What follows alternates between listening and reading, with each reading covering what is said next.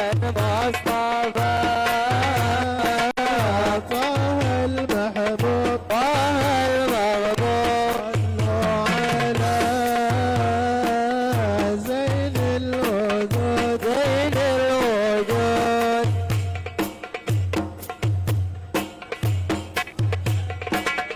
طه المغفور البركة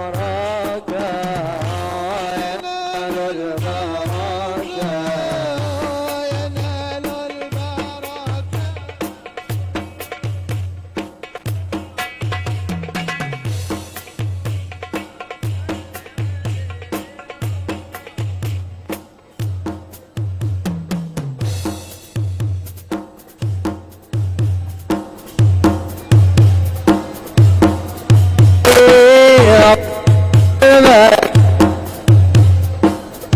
النبي سيد النبي يا من هضر النبي خير البشر خير البشر وجلاله القمر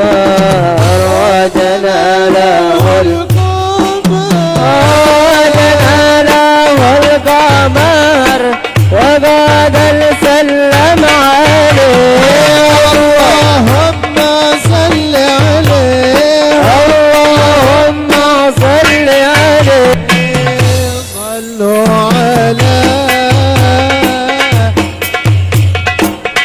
زين الوجود المصطفى طه المهبوب زين الوجود زين الوجود المصطفى طه المحبوب طه المغفور وينال البركة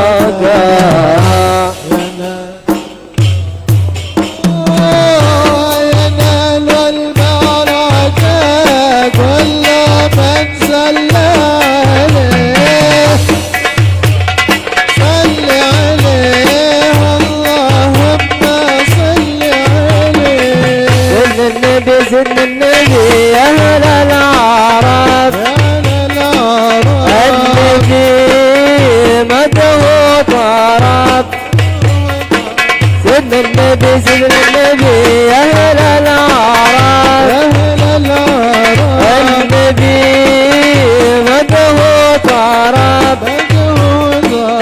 الحبيب علي النشاب الحبيب علي النسب الحبيب علي صلوات الله عليه اللهم صل عليه صل عليه صلوا على زين الوجود زين الوجود المصطفى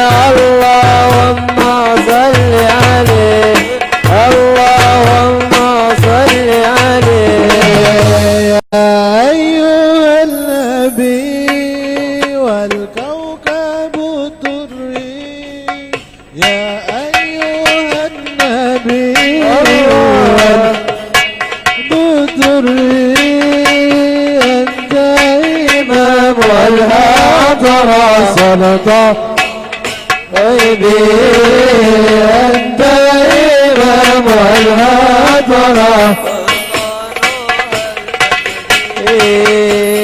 أيها النبي الكوكب الدري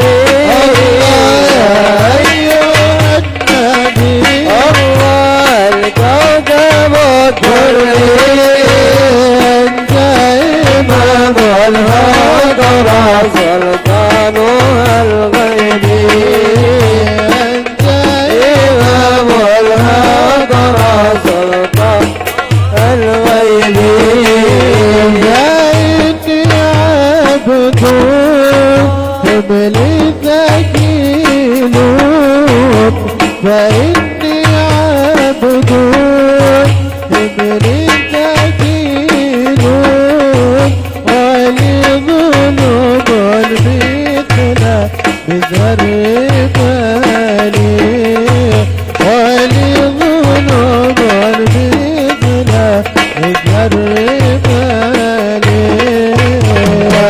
أيها النبي الكوكب الدري أيها النبي الكوكب الدري أنت إمام والحضرة سلطان الغيب أنت إمام والحضرة سلطان الغيب وصلي داوما على نبينا وصلي داوما على نبينا وهل ممجد وهل جمالي وهل ممجد وهل جمالي أيها النبي الكوكب الدري أيها النبي الكوكب الدري أنت إمام الحضرة سلطان الغيب أنت إمام الحضرة سلطان الغيب يا من يراني ولا أراه يا من يراني ولا أراه انظر بعين الرضا رضا لهاني انظر بعين الرضا رضا لهاني يا أيها النبي الكوكب الدري يا أيها النبي الكوكب الدري أنت إمام الحضرة سلطان الغيب أنت إمام الحضرة سلطان الغيب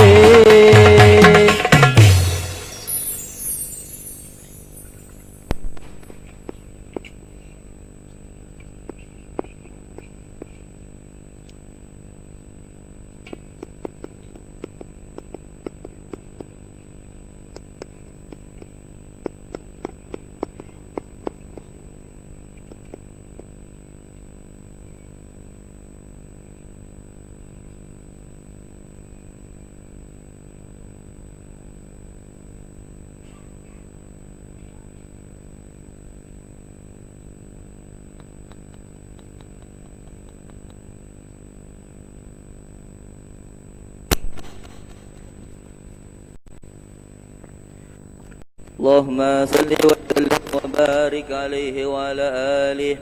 نبأنا الله فقال جاءكم نور فسبحان الذي أنبانا صلى الله عليه. عبده من أعظم به منانا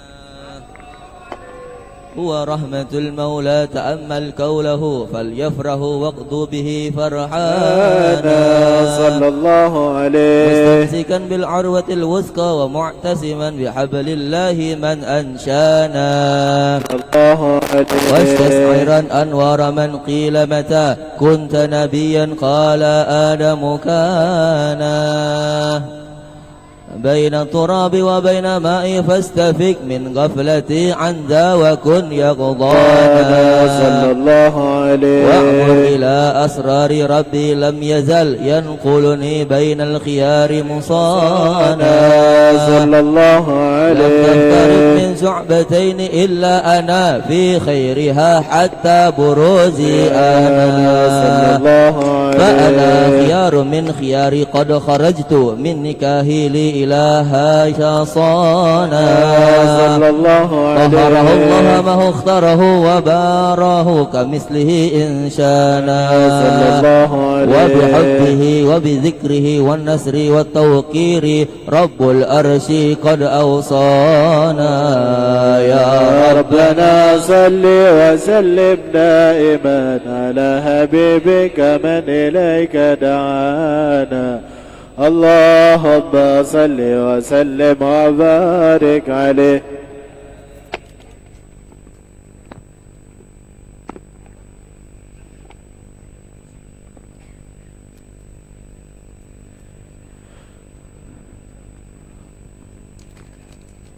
جينا المدينة لنزرنا بنا جينا المدينة لنزرنا بنا زرنا صلينا حمدا لله الله الله جينا المدينة الله لنزرنا بنا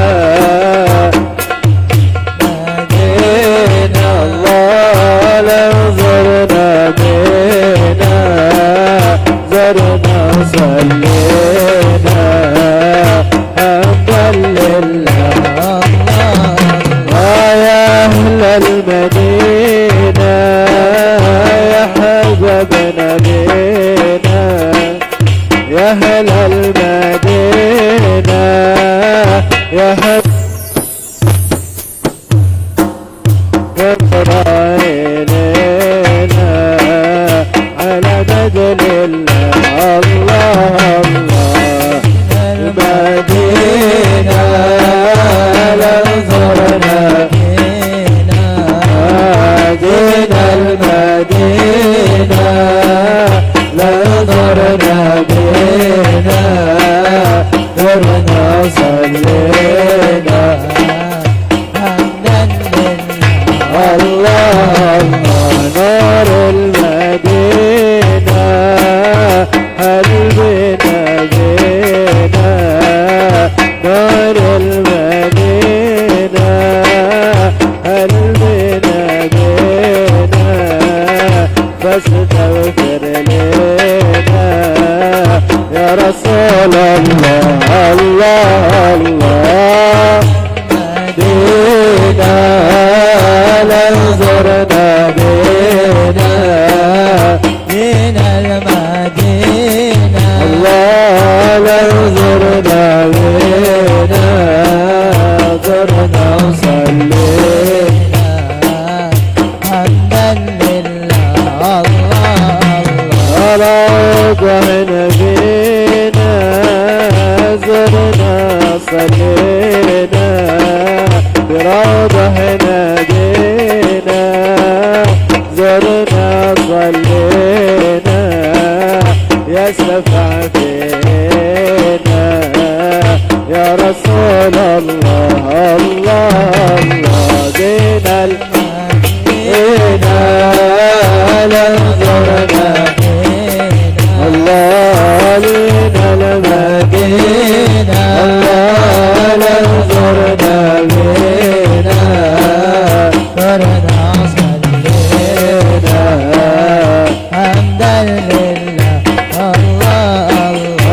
صل وسلم على المعلم صل وسلم على المعلم أحمد محمد يا رسول الله جينا المدينة الله لن زرنا بينا جينا المدينة فانظرنا بينا درنا صلينا حمدا لله الله يا إمام الرسل يا سندي أنت بعد الله معتمد يا إمام الرسل يا سندي أنت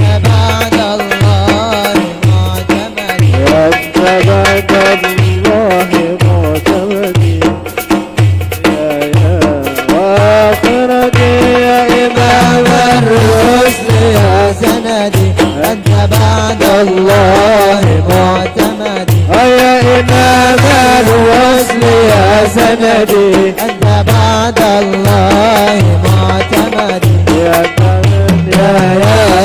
وآخرتي يا رسول الله خذ بيدي من بالنجم هنا هوى ما هنا فواسكيم سوا قسما بالنجم هنا هوى سكيم سوا فخلة الكونين ينكسوا حب مولى العون والعجب يا إمام الحسن يا سندي أنت بعد الله معتمدي يا إمام الرسل يا سندي أنت بعد الله معتمدي يا رسول الله خذ بيدي سيد السادات من نظر غصو أهل البور سيد السادات من نظر صاحب الآيات والسور من هو الأهكم والحكم يا إمام الرسل يا سندي أنت بعد الله معتمدي يا إمام الوصل يا سندي أنت بعد الله معتمدي وبدنياي وآخرتي رسول الله خذ بيدي قمر تاجت سريته وجهه وشارته قمر تاجت سريرته وسراره وشارته صفوة الباري وخيرته أدل أهل الهد والحرم يا إمام الرسل يا سندي أنت بعد الله معتمدي يا إمام الرسل يا سندي أنت بعد الله معتمدي فبدنياي وآخرتي رسول الله خذ بيدي زارت عين وليس ترى شطاها في ورى بشر أمرت عين وليس ترى شطاها في ورى بشر غير من فوق الثرى سرى ظاهر الأخلاق يا سيدي يا إمام الرسل يا سندي أنت بعد الله يا إمام الرسل يا سندي بعد الله معتمدي فبدنياي وآخرتي يا رسول خذ بيدي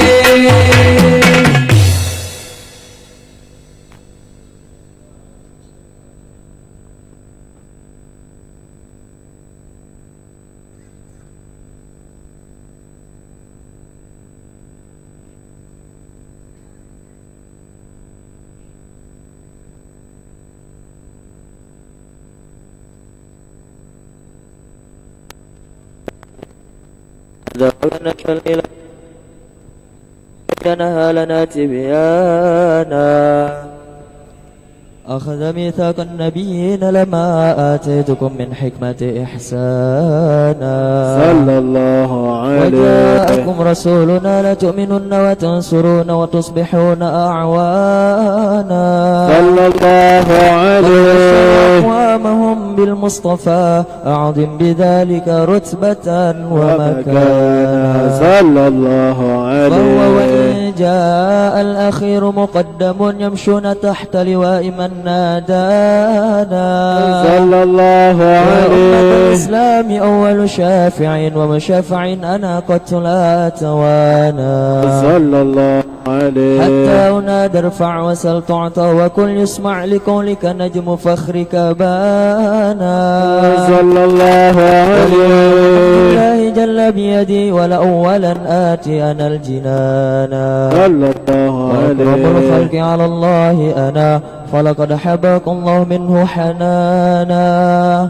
ولسوف يعطيك فترضى جل من معطي تقاصر عن عطاه نهانا صلى الله عليه بالله كرز ذكر وصف محمد كيما تصيح عن القلوب الرانا يا ربنا صل وسلم دائما على حبيبك من إليك دعانا اللهم صل وسلم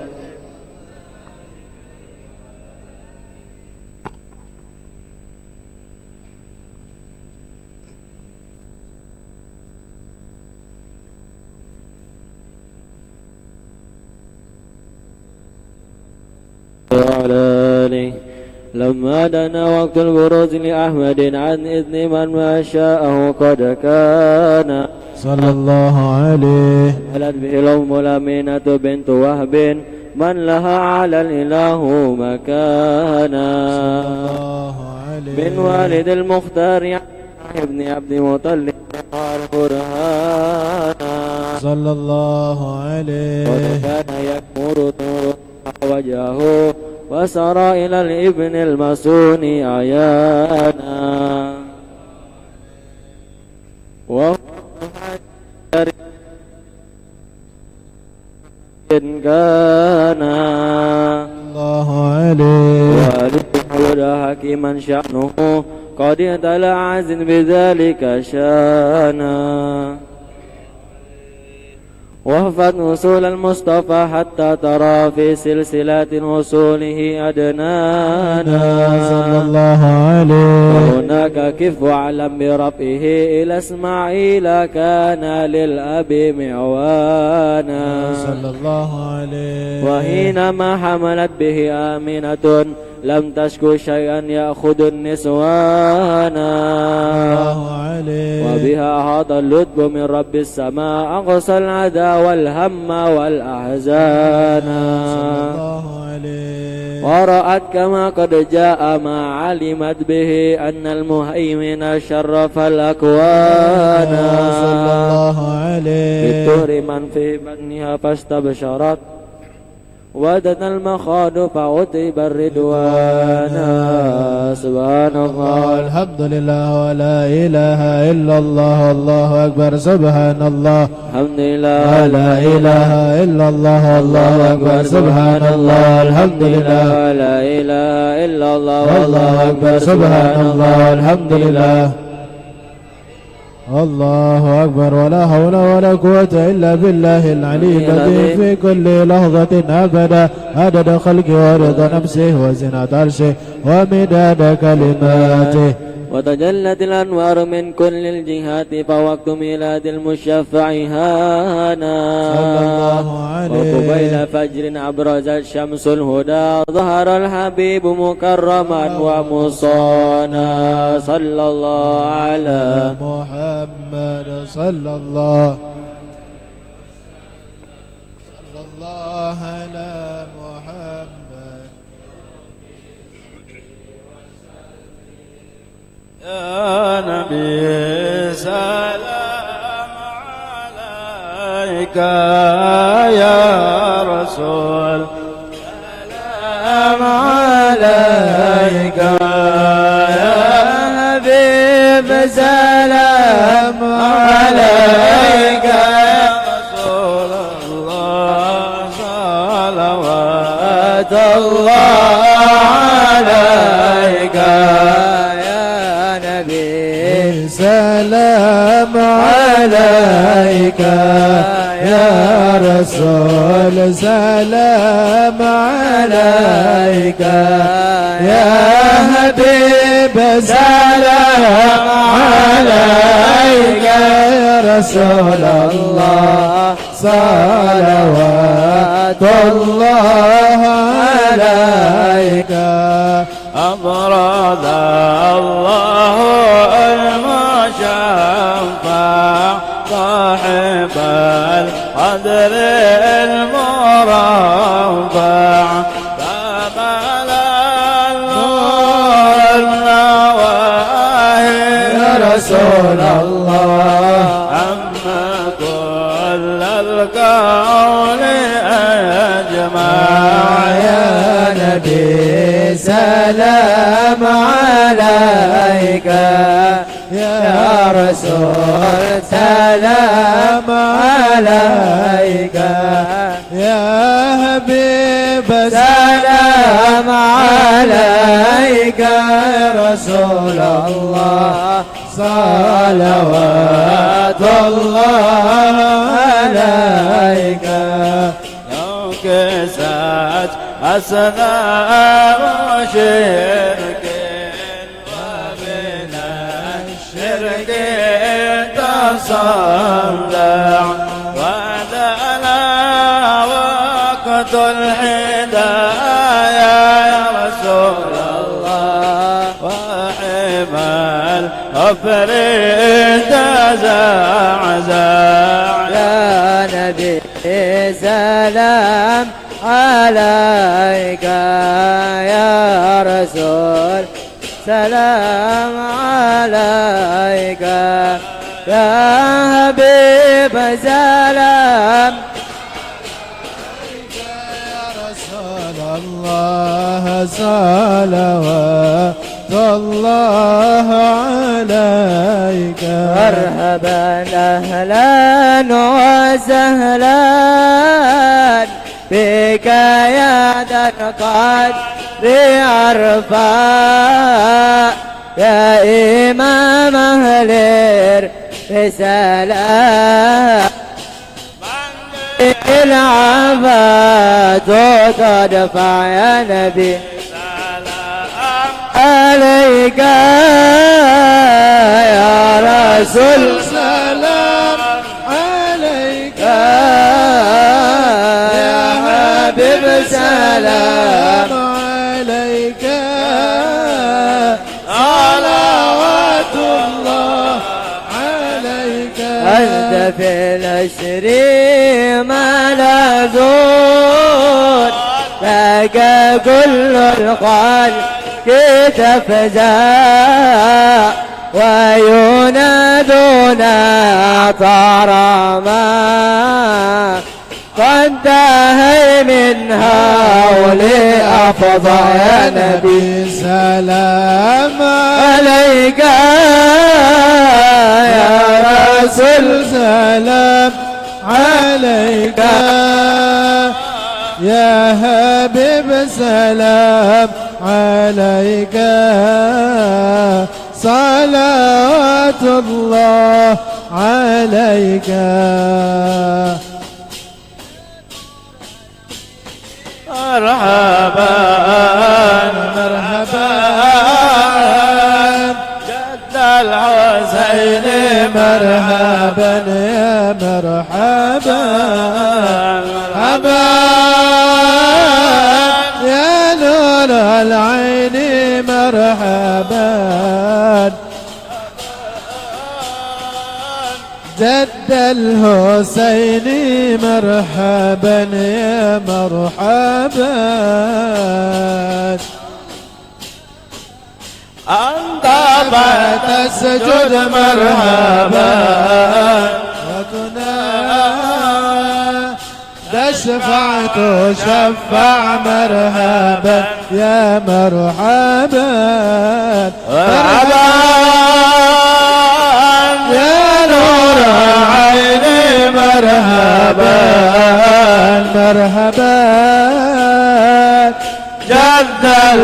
الحسين مرحبا يا مرحبا عليك الله وسلم مرحبا ما بدا النور وشنشع مرحبا مرحبا مرحبا يا نور العين مرحبا مرحبا جد الحسين يا مرحبا بك الرحمن نسعى المرحبا وإله العرش يسمع مرحبا يا مرحبا مرحبا يا نور العين مرحبا مرحبا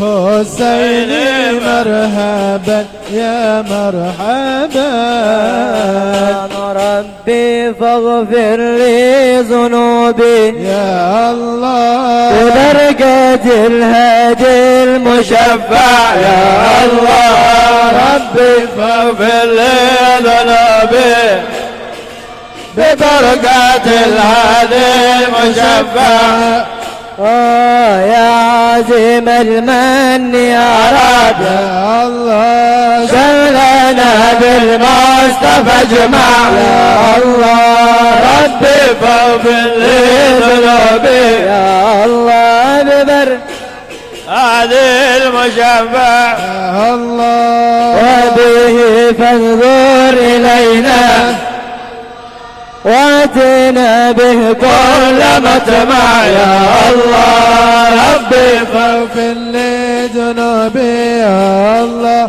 ببركة الهادي المشفع وكفينا كل البلايا يا الله وادفع الآفات وارفع يا الله ربي فاغفر لي ذنوبي يا الله ببركة الهادي المشفع يا الله صلى الله على محمد صلى الله عليه وسلم صلى الله على محمد صلى الله عليه وسلم واسقنا يا رب اغثنا بها يا حفاظ يا نبع صلى الله محمد صلى الله واختم العمر بحسنى واختم الأخرى ومرجع صلى الله على محمد صلى الله عليه وسلم وصلى إذا وجعله الحسن تجمع صلى الله على محمد صلى الله بل الضوء وآله وصحابه من شلاشع صلى الله محمد صلى الله عليه وسلم لما صلى الله على محمد يا ربي صلي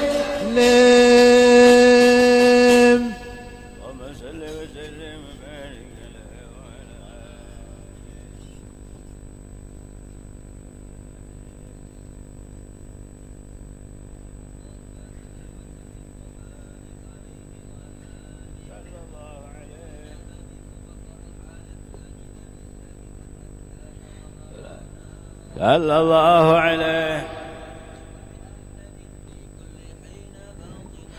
يا ناس صلى الله عليه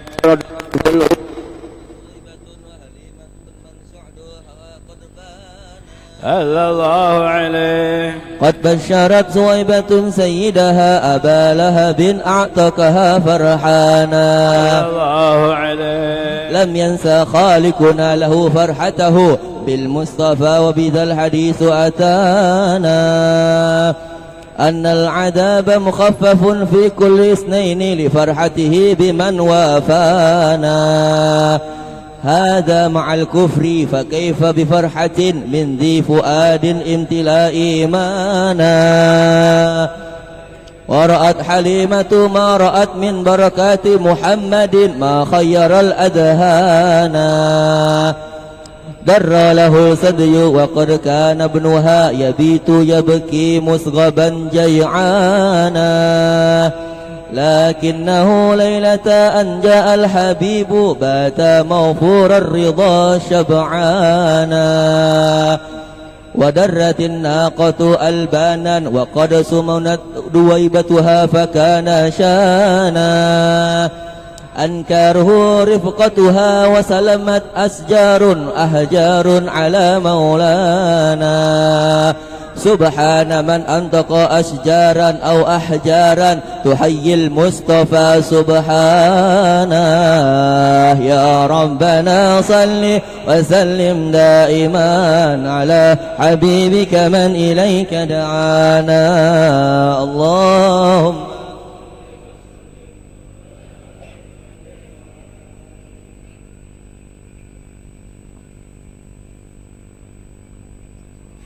اللهم صل وسلم وبارك عليه وعلى آله.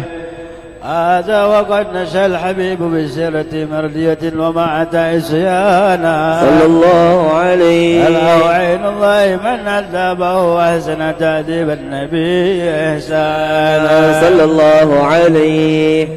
فنشأ سلوكا محسنا ذا عفة وفتوة ومنعة معوانا صلى الله عليه. لا همة وشجاعة وتوكل ومكارم لا تختسح سبانا صلى الله عليه. داعي الأمين وهو في أهل السماء نعم الأمين له المهيمن صانا صلى الله عليه. ذهبت به الأم تزور وأباه في طيبته إذ في الهمام كان صلى الله عليه. والمصطفى في بدنها وقد أتى عليه شد من سنيه الآن صلى الله عليه. وقد أتى الموت حين رجوعها فأباه عبد المطلب حنانا صلى الله عليه.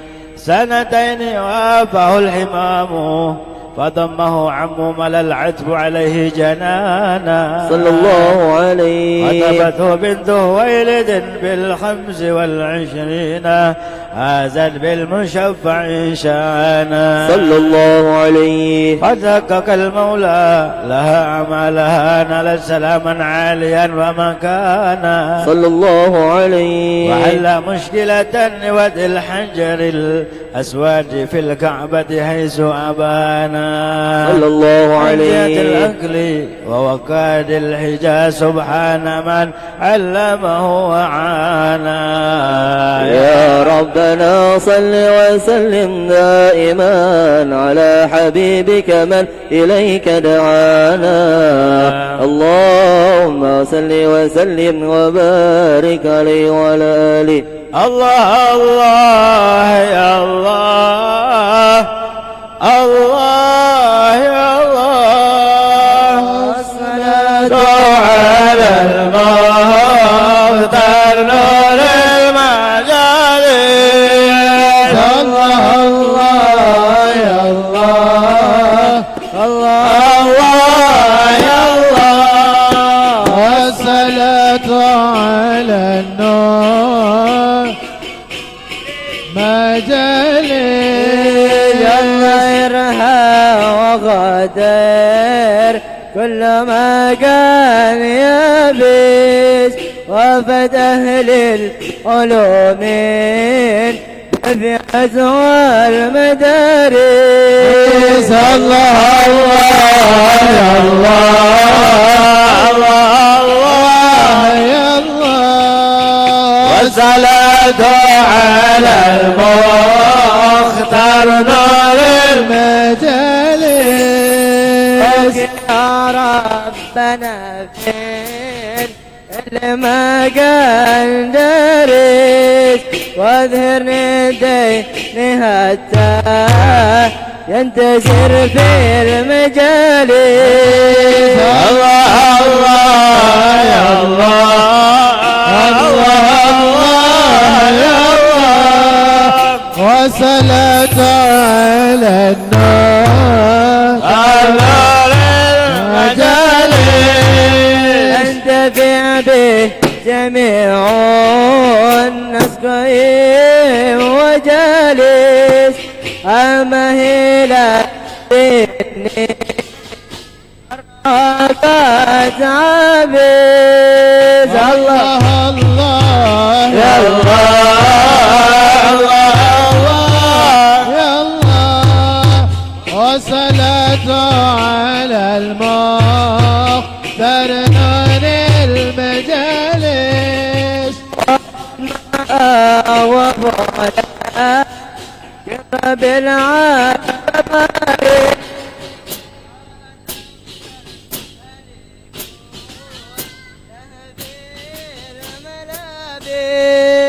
الله الله يا الله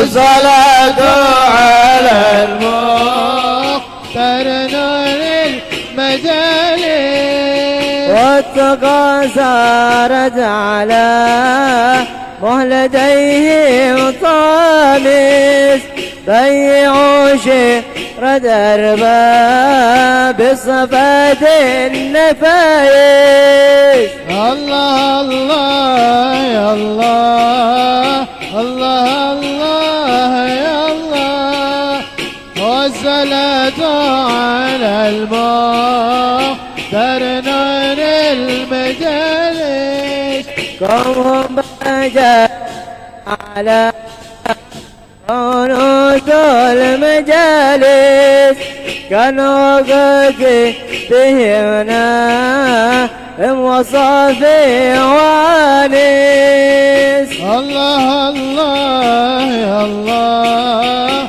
الله الله يا الله والصلاة على المختار نور المجالس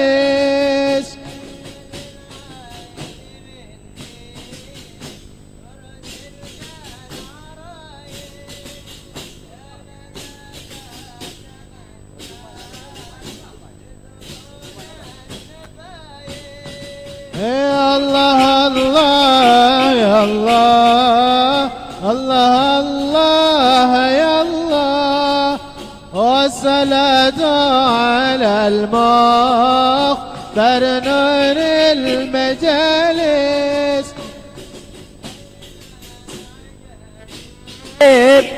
حضرنا المدارس كما درسنا فيها بين الخيار المغارب الله الله يا الله الله يا الله والصلاة على المختار نور المجالس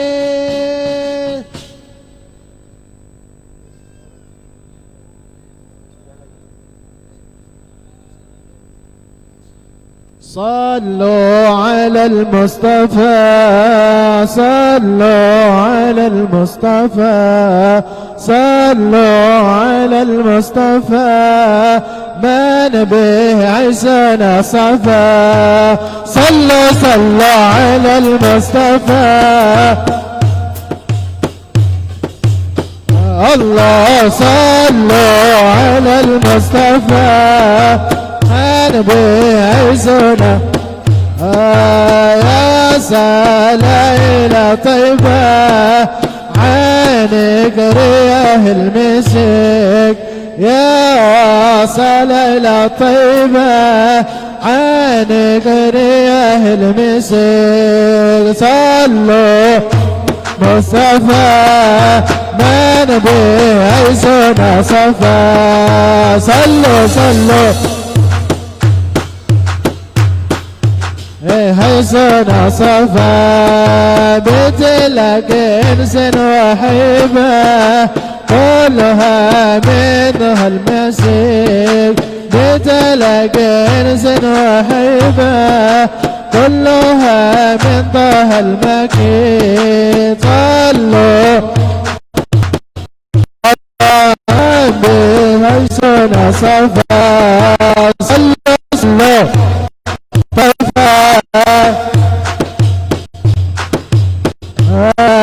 لما كبت الحضرة أنوار هدي الهوى لما كبت الخضرة أنوار هدي الهوى صلوا فمن بهيسنا الله صلوا على المصطفى من بهيسنا ناديت أبا زهرة قلبي زادت أفراح ناديت يا أبا زهرة قلبي زادت أفراح صلوا على المصطفى الله من بحسن صفا صلوا على المصطفى من بالحسن صفا صلوا على المصطفى من بصفا صلوا على المصطفى من بحسن صفا.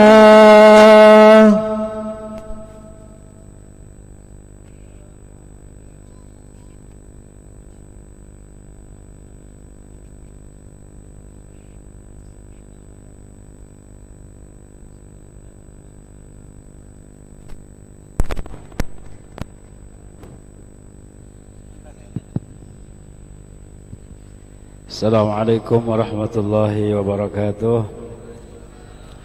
Bismillah, alhamdulillah, salatu wassalamu ala sayyidina Rasulillah Muhammad ibn Abdullah wa ala alihi wa sahbihi wa mawalah, amma ba'd. Alhamdulillah, bersyukur kita kepada Allah Subhanahu wa taala kembali dikumpulkan kita di dalam majlis kita memperingati Maulid dan memuji-muji baginda Nabi besar Muhammad sallallahu alaihi wasallam. Dan alhamdulillah kita dikumpulkan oleh Allah dengan orang-orang saleh, dengan para ulama, dengan para wali min auliyaillah, insyaallah, dengan para kekasih-kekasih Allah Subhanahu wa taala. Mudah-mudahan dengan Allah kumpulkan kita dalam dunia ini, kembali Allah kumpulkan kita dengan mereka nanti pada hari kiamat di dalam syurganya Allah Subhanahu wa taala. Amin. Kami hormati, kami muliakan ayahanda kita, guru kita, Habibana Al-Habib Hasanul Abidin bin Muhammad Al-Muhdar, Al-Habib Abdul Ghafur bin Yahya Al-Habib Mubarak bin Yahya Al-Habib Rafiq Barakbah dan Al-Habib Yusuf Al-Hasani serta para habaib yang lainnya. Mudah-mudahan mereka semua dipanjangkan umur oleh Allah, sudah disehatkan, diafiatkan, diluaskan rezeki, dikabulkan hajat mereka sehingga bisa membimbing kita kepada jalan baginda Nabi Muhammad sallallahu alaihi wasallam. Untuk menyingkat dan mengisi waktu kita pada pagi hari ini dengan segala hormat dan ta'zim, kita mintakan kepada guru kita ayahanda Habibana Al-Ustaz Hasanul Abidin bin Muhammad Al-Muhdar, kiranya beliau dapat memberikan mau'izatul hasanah kepada kita dan mudah-mudahan kita mendapatkan keberkahan dari apa yang beliau sampaikan dunia dan akhirat serta kemanfaatannya. Amin, Allahumma amin. Kepada beliau fa'alaihi falyatafaddal mashkura mahzura. Allahumma salli ala sayyidina Muhammad.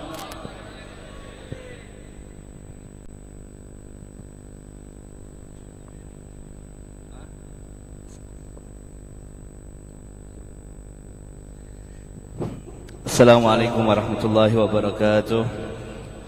Alhamdulillah, wassalatu wassalamu ala asyrafil anbiya wal mursalin sayyidina wa maulana Muhammadin. Allahumma salli wa sallim ala sayyidina Muhammadin miftahi bi rahmatillah.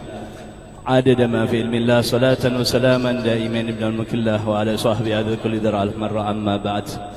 Yang kami muliakan para habaib, Al-Habib Mubarak, Al-Habib Abdul Ghafur, Al-Habib Rafiq, Al-Habib Yusuf dan seluruh habaib, dan yang kami muliakan para guru, para asatid, wabil khusus sahibul majlis Al-Habib Al-Ustadz Mahyuddin dan para tokoh masyarakat, hadirin hadiran yang sama-sama dirahmati oleh Allah Subhanahu wa taala. Sungguh satu kewajiban bagi setiap muslim untuk mencintai, menghormati dan menjunjung daripada Nabi Muhammad sallallahu alaihi wasallam. Beliau sebagai makhluk yang paling sempurna, yang tiada bandingannya, tiada taranya, satu-satunya makhluk yang dikatakan al-insanul kamil, manusia yang paling sempurna.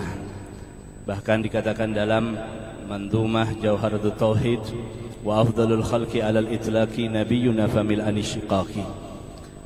Paling afdalnya makhluk secara mutlak, artinya baik manusia, baik jin, baik malaikat, seluruh makhluk Allah, paling afdalnya adalah nabiyuna, nabi kita Nabi Muhammad sallallahu alaihi wasallam. Famil anishiqaqi, maka jauhilah daripada pertengkaran, daripada perdebatan tentang paling afdalnya makhluk siapa.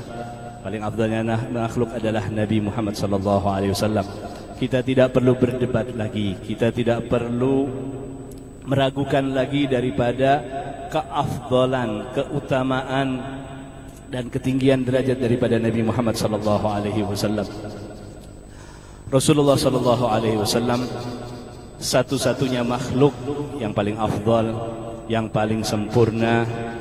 Karena itu dikatakan di dalam berbagai syair-syair, di dalam berbagai pujian-pujian kepada Nabi Muhammad sallallahu alaihi wasallam, ya, sehingga dikatakan salah satunya di dalam Burdah, da'mat da'athun nasara fi nabiyyihimi wahkum bima syi'ta fathan fihi wahtakimi. Tinggalkanlah apa yang dikatakan oleh orang-orang Nasrani tentang pengakuan mereka terhadap nabi mereka, yaitu Nabi Isa alaihissalam.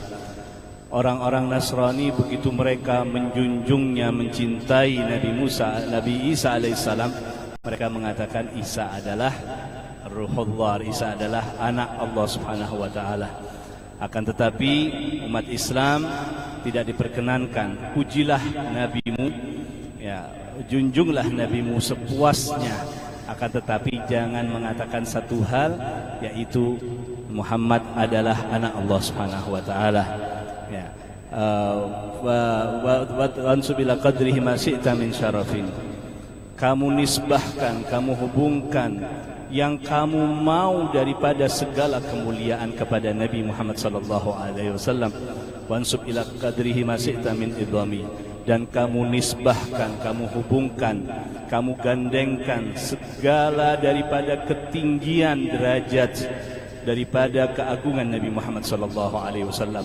Segala kemuliaan, segala keagungan, semuanya pantas dan cocok untuk Nabi Muhammad sallallahu alaihi wasallam.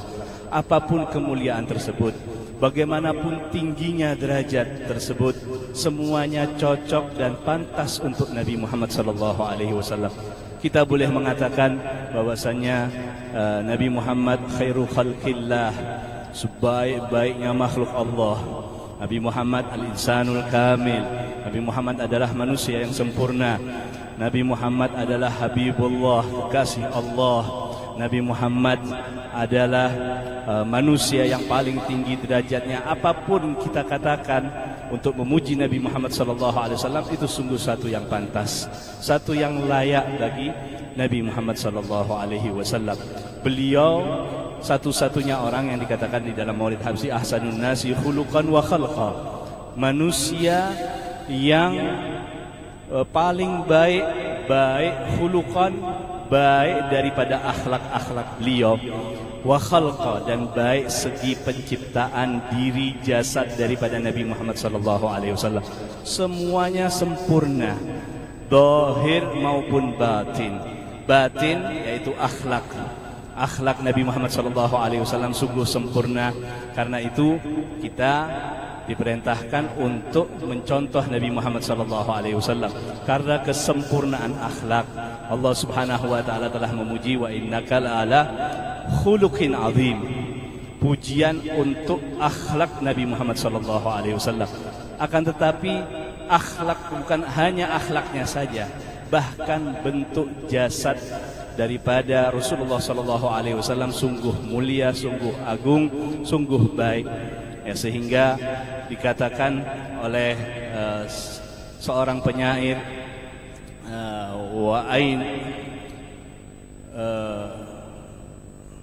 wa ahsanu minka wa ajmalu minka lam taraqatu aini wa ahsanu minka lam talidin nisa'u. Ya, yang lebih indah darimu tidak pernah dilihat oleh mataku. Wa ahsanu minka lam talidin nisa'u, dan yang lebih baik dari engkau tidak akan pernah dilahirkan oleh satu orang manusia pun. Oleh satu perempuan pun tidak ada yang pernah bisa melahirkan seorang bayi, seorang anak yang lebih baik daripada Rasulullah sallallahu alaihi wasallam. Ya, ka'annaka khuliqta mubarra'an an kulli aibin ka'annaka qad khuliqta kama tasha'u.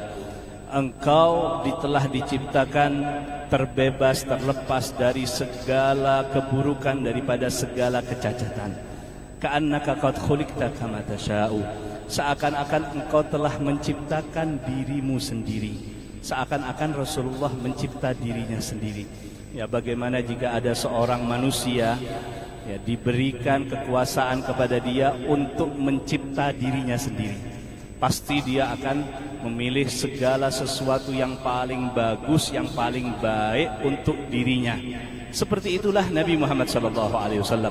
Ya, begitu sempurnanya, begitu indahnya, sehingga Rasulullah dikatakan seakan-akan Rasulullah itu membentuk, menciptakan daripada dirinya sendiri. Rasulullah SAW, ya, beliau manusia yang paling sempurna, yang paling indah, yang paling tampan.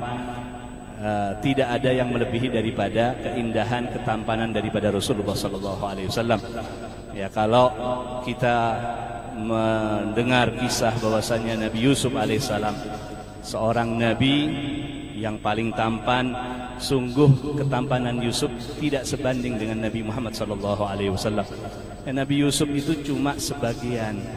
Di dalam riwayat hadis Rasulullah mengatakan, sungguh Yusuf telah diberikan daripada syatr. Syatr itu artinya sebagian, paling banyak setengah, artinya 50%. Diberikan sebagian daripada keindahan. Dan Allah memberikan kepadaku, yaitu Nabi Muhammad SAW, seluruh keindahan yang ada. Seluruh keindahan yang ada, semuanya terkumpul di dalam diri Nabi Muhammad SAW. Nabi Yusuf itu hanya sebagian, tapi dengan sebagian itu bisa membuat hati-hati wanita itu tertarik dengan ketampanan Nabi Yusuf alaihissalam yang sebagian. Bagaimana dengan keindahan Nabi Muhammad SAW? Ya, beliau keindahannya sempurna, melebihi berkali-kali lipat daripada keindahan ketampanan Nabi Yusuf alaihissalam. Ya, Nabi Yusuf ketika dilihat oleh perempuan, ya, sehingga tertarik kepadanya, sehingga terjadi kejadian fitnah antara Nabi Yusuf dengan Zulaikha. Ya, sehingga Zulaikha mengejar Nabi Yusuf, kemudian itu menjadi omongan daripada perempuan-perempuan Mesir, ya, sehingga Zulaikha mengumpulkan perempuan-perempuan, kemudian memberikan kepada mereka pisau dan buah untuk dikupas. Kemudian ketika mereka mulai mengupas, Nabi Yusuf alaihissalam itu diperintahkan untuk lewat di hadapan mereka. Dan mereka terpana, terkagum-kagum dengan ketampanan Nabi Yusuf sampai tangannya teriris. Ya, dan mereka mengatakan, ya, mereka mengatakan, Mahasyallah, mahadha basyara. Mereka mengatakan tidak mungkin ini seorang manusia. Ini pemikiran manusia. Ya, manusia jika melihat sesuatu yang sangat indah, sangat tampan, ya, melihat orang sangat tampan dikatakan ini bukan manusia. Ya, illa malakun karim, ini adalah malaikat yang mulia yang diturunkan oleh Allah Subhanahu wa taala. Perempuan-perempuan yang melihat Nabi Yusuf sampai mengatakan seperti itu. Bahwasanya ini bukan manusia, tapi ini adalah malaikat. Ya, kemudian Nabi Muhammad sallallahu alaihi wasallam, ya, beliau dengan ketampanan yang begitu sempurna. Ya, kalau kita katakan Nabi Yusuf setengah, sebagian, Nabi Muhammad itu seluruhnya. Tapi kok tidak ada daripada perempuan-perempuan yang melihat di zaman beliau bisa teriris daripada tangannya, ya. Karena Nabi Muhammad SAW ya, dengan ketampanan yang 100% sempurna, tapi beliau juga diberikan haibah, artinya diberikan kewibawaan. Orang yang melihatnya, ya, itu merasa malu, ya, merasa segan dengan Nabi Muhammad SAW. Beliau ketampanan sempurna, tapi juga diberikan haibah yang begitu sempurna, kewibawaan yang begitu sempurna, sehingga haibah itu menutupi daripada ketampanan Nabi Muhammad SAW. Berbeda dengan Nabi Yusuf alaihissalam. Nabi Yusuf alaihissalam ketampanannya hanya sebagian, akan tetapi haibahnya juga sebagian. Sehingga mereka hanya melihat ketampanan dibandingkan daripada kewibawaan yang ada di dalam diri Nabi Yusuf alaihissalam. Nabi Muhammad ketampanannya sempurna, berkali-kali lipat daripada Nabi Yusuf alaihissalam, akan tetapi beliau memiliki haibah yang begitu besar, ya, kewibawaan, sehingga mereka melihat wibawanya Nabi Muhammad, mereka segan, mereka canggung, mereka malu. Sebagaimana dikatakan oleh para sahabat Nabi Muhammad SAW, jika mereka duduk di hadapan Nabi, ya, mereka tidak bisa berlama-lama untuk memandang wajah Nabi karena segan, karena malu.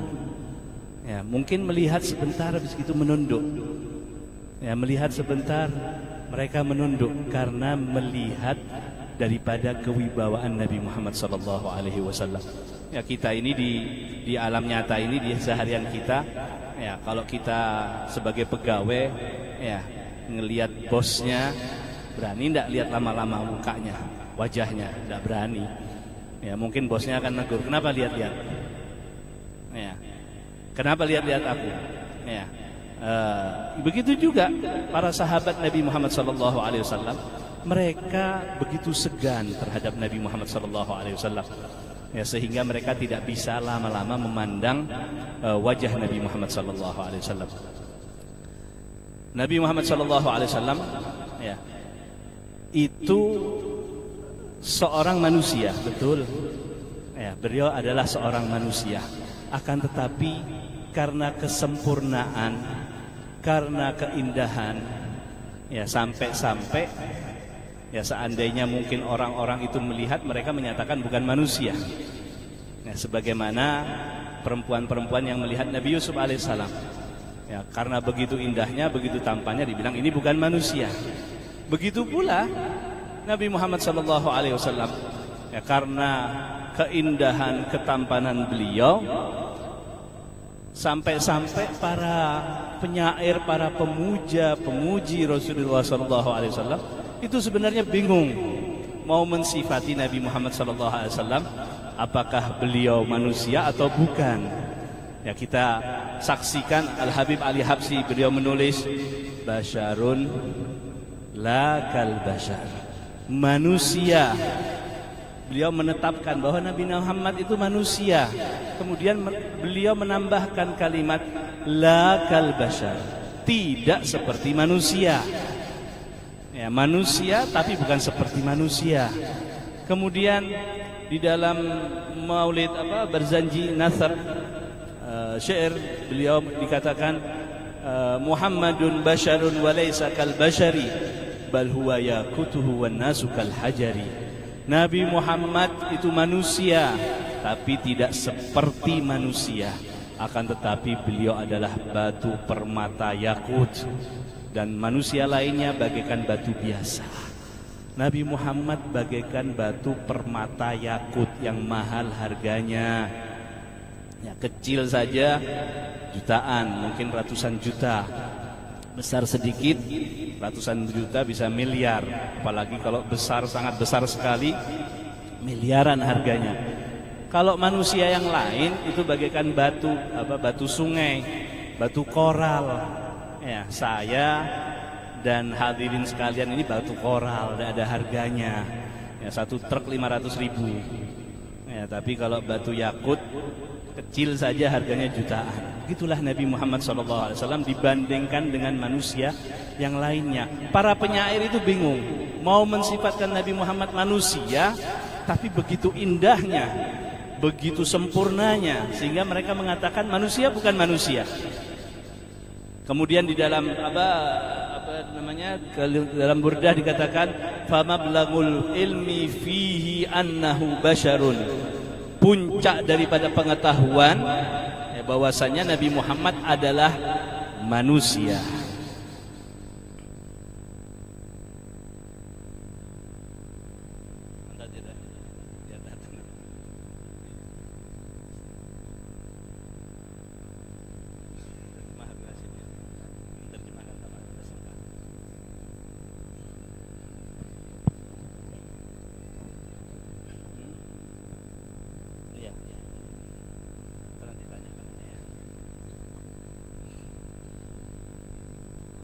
Sallallahu alaihi Muhammad.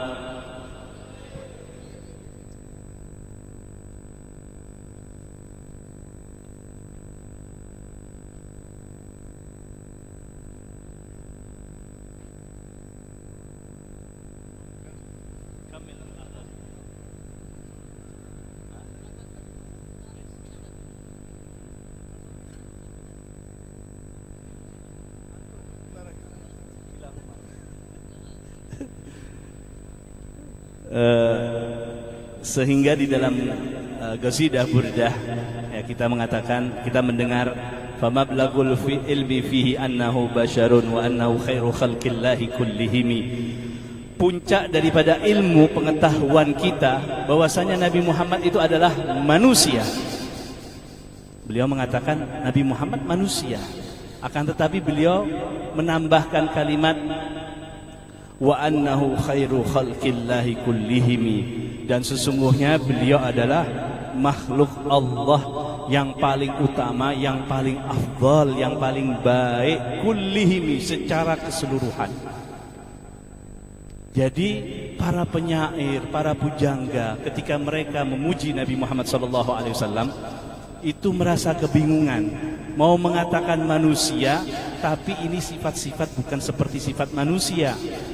Sifat yang begitu sempurna, basyarun la kal basyar, manusia tapi bukan seperti manusia ya, karena itu tidak bisa untuk dibandingkan dengan manusia. Beliau manusia, bukan manusia biasa. Tidak bisa untuk mau dinisbahkan, dihubungkan dengan beliau sesuatu yang tidak layak, yang tidak pantas bagi Nabi Muhammad SAW. Ya, semua mengakui bahwasanya tiada satu makhluk pun yang lebih afdal, lebih utama daripada Nabi Muhammad SAW. Ya, mudah-mudahan kita semuanya mendapatkan berkah daripada maulid yang kita lakukan, daripada bulan maulid yang telah melewati kita, dijadikan orang-orang yang benar-benar mencintai Nabi Muhammad SAW, memujanya dan menjunjungnya. Amin Allahumma amin. Ya, telah datang Al-Habib Ali, maka kita sudahi. Wassalamualaikum warahmatullahi wabarakatuh.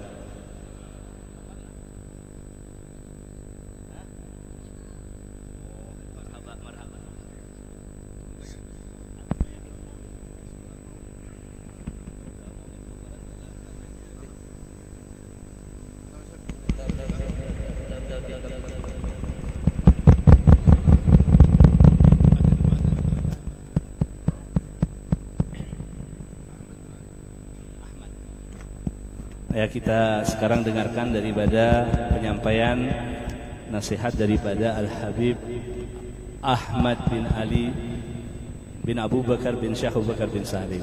Ya, anak daripada Al-Habib Ali, yang akan diterjemahkan oleh penerjemah.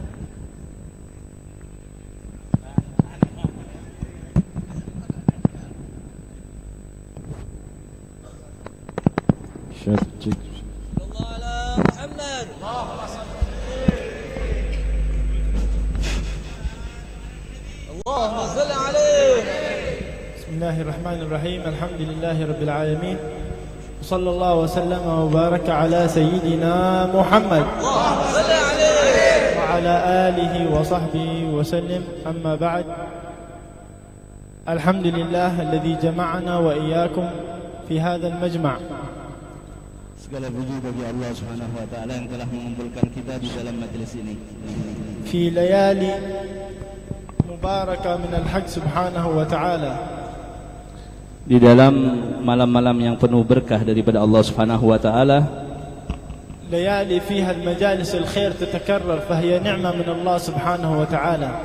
Di malam-malam yang telah kita lewati yang ada keberkahan di dalamnya dari Allah Subhanahu wa taala. لابد أن يعرف كل فرد منا بأن هذه المجالس هي يتنور بها القلب.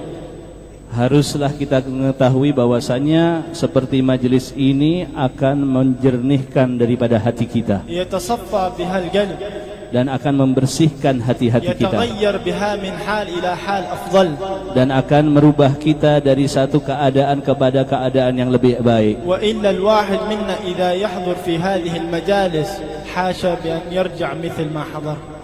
Dan tidak mungkin seseorang yang hadir di dalam majelis seperti ini maka dia kembali sebagaimana dia datangnya. وإذا رجع بمثل ما حضر فعليه أن يغير النية في المجالس الأخرى. Maka ketika orang tersebut sama keadaannya ketika dia datang, kemudian ketika dia pulang, maka dia memperbaiki niatnya di dalam majelis tersebut. لأن الحبيب صلى الله عليه وسلم قال إنما الأعمال بالنيات. Karena Nabi Muhammad SAW telah bersabda, sesungguhnya semua amal tergantung kepada niatnya. كل فرد إذا حضر بأنه يتغير بأنه كان عاصي يتغير إلى صالح يتغير.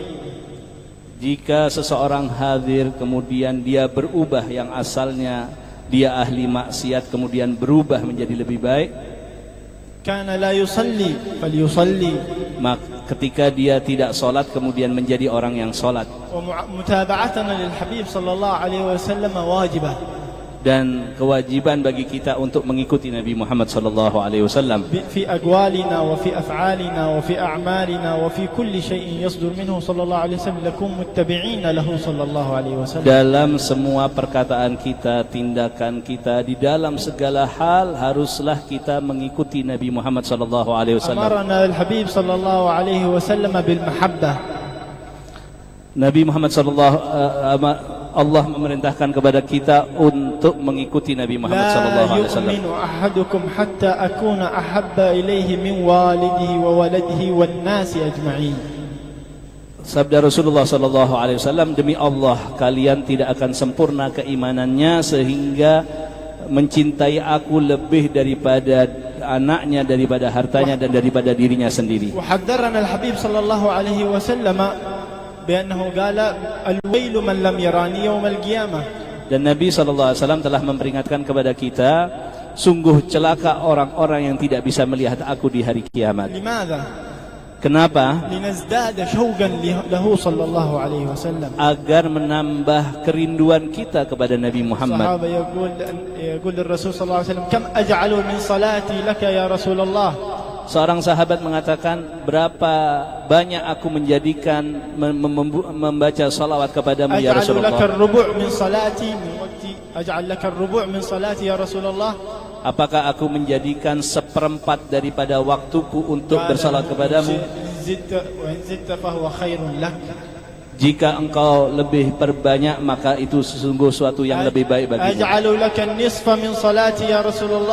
Apa aku jadikan separuh daripada waktuku untuk bersalat kepadamu? Rasulullah mengatakan, jika engkau lebih قال lagi maka أجعل lebih لك baik. ثلثي صلاتي يا رسول الله Bagaimana jika aku jadikan salawat kepadamu 2/3 daripada waktuku? قال فإن زدت فهو خير لك Jika engkau tambah maka itu baik bagimu. قال أجعل لك صلاتي كلها يا رسول الله Bagaimana maka aku jadikan semua waktuku untuk bersalawat kepadamu ya Rasulullah. ماذا قال له الرسول Kemudian apa yang dikatakan Nabi? لم يسكت ساكت Beliau tidak diam. يعطيه بشارة في الدنيا وفي الآخرة Nabi memberikan kabar gembira di dunia maupun di akhirat. بشارات خير لنا Dan kabar gembira yang baik bagi kita semuanya. إذن يكفى همك ويغفر ذنبك. Kemudian Rasulullah mengatakan, kalau begitu akan tercukupi segala keinginanmu dan akan terselesaikan segala masalahmu. هموم كثيرة في هذه الدنيا الآن نعيشها. Sungguh banyak daripada masalah-masalah kita di dalam kehidupan duniawi. عندنا ديون Kita punya hutang, ما في رزق tidak punya rezeki. أشياء كثيرة تحصل في هذه الدنيا Betapa banyak masalah-masalah yang kita hadapi di dunia ini نهتم بها نفكر فيها. dan kita selalu memikirkannya. الصلاة على النبي صلى الله عليه وسلم تيسرها وتبعدها. Selawat kepada Nabi Muhammad SAW akan menghilangkannya. وفي الآخرة كثير من الناس يشتكون بسبب الذنوب. Dan di hari kiamat nantinya banyak orang-orang yang mengeluh karena sebab dosa-dosanya. الصلاة على النبي صلى الله عليه وسلم ممكن أن تبدلها حتى حسنات يوم القيامة. Dan dengan salawat kepada Nabi Muhammad SAW mungkin engkau bisa menggantikan posisi dosa-dosa tersebut dengan pahala-pahala yang لا besar. يبدل الله سيئاتهم حسنات Allah ليس يغفرها بل يبدلها. bukan Allah mengampuni, tapi Allah menggantinya dengan kebaikan-kebaikan. نسأل الله سبحانه وتعالى أن يجعلنا من محبينه صلى الله عليه وسلم Mudah-mudahan Allah menjadikan kita orang yang mencintai Rasulullah ويرينا SAW إياه في الدنيا قبل الآخرة dan menampakkan wajah Nabi Muhammad SAW ويكون pada kita. عندنا عند الموت Paling tidak ketika kematian ونكون معه عند حوضه صلى الله عليه kita وسلم bersama beliau di hautnya ونشرب من يده صلى الله عليه dan وسلم bisa minum dari telaganya. وصلى الله وسلم على سيدنا محمد وآله وصحبه وسلم. الحمد لله.